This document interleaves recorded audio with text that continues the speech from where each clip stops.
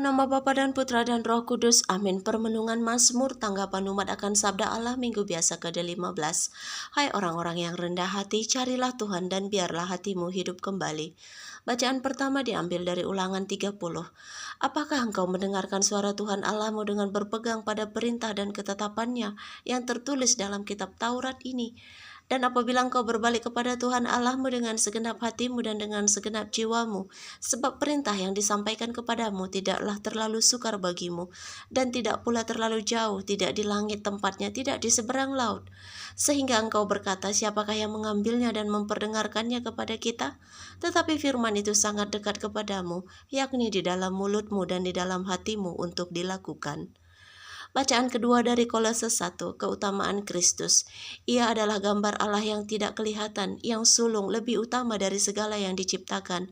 Karena di dalam Dialah telah diciptakan segala sesuatu, yang ada di surga dan yang ada di bumi, yang kelihatan dan yang tak kelihatan, baik singgasana maupun kerajaan, baik pemerintah maupun penguasa, segala sesuatu diciptakan oleh Dia dan untuk Dia. Ia ada terlebih dahulu dari segala sesuatu, dan segala sesuatu ada di dalam Dia. Ia kepala tubuh, yaitu jemaat. Ialah yang sulung yang pertama bangkit dari antara orang mati, sehingga ia lebih utama dalam segala sesuatu.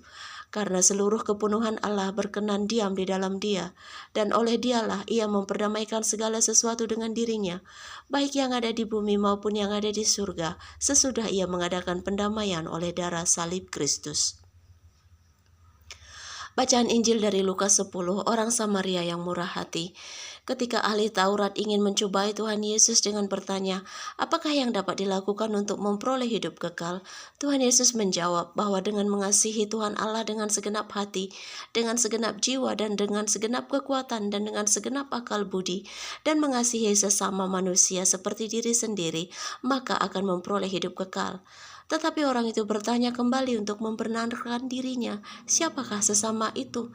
Lalu Tuhan Yesus menceritakan sebuah kejadian, ketika ada seorang yang dirampok, dipukuli, dan ditinggalkan setengah mati, dan dilalui oleh 3 orang. Yang pertama adalah seorang imam, yang kedua adalah orang Lewi, dan yang ketiga adalah orang Samaria. Baik imam maupun orang Lewi itu hanya melihat, membiarkan, dan melewati orang yang dirampok itu.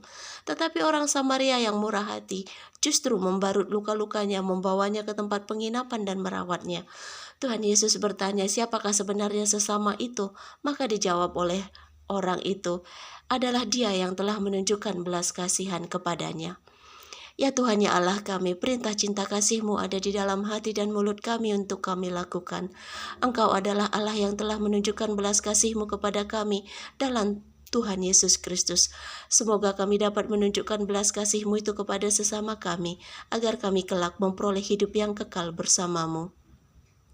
Hai orang-orang yang rendah hati, carilah Tuhan dan biarlah hatimu hidup kembali. Dalam nama Bapa dan Putra dan Roh Kudus. Amin.